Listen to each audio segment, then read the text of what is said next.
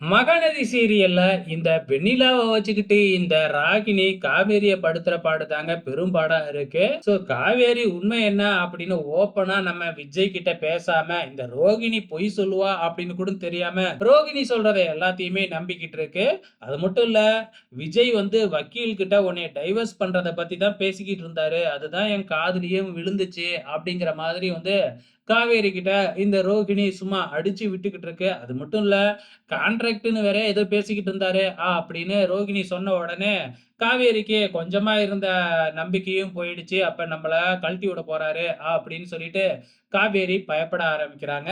விஜய் வந்து பார்த்தீங்கன்னா, மனசுக்குள்ள காவேரிய வச்சுக்கிட்டு, ஸோ லெட்டர் தான் எழுதி குடுத்துட்டோமே, காவேரிக்கு தான் எல்லாமே தெரிஞ்சிருக்குமே அப்படிங்கிற ஒரு நம்பிக்கையில அந்த பக்கம் இருக்கிறாரு. ஆனா இந்த பக்கம் ராகினி காவேரிய வச்சு செஞ்சுகிட்டு இருக்கு. எப்பதான் இதுக்கு ஒரு விடிவு காலம் கிடைக்கும் அப்படிங்கிறது தான் தெரியல. பொறுத்திருந்து பார்க்கலாம்.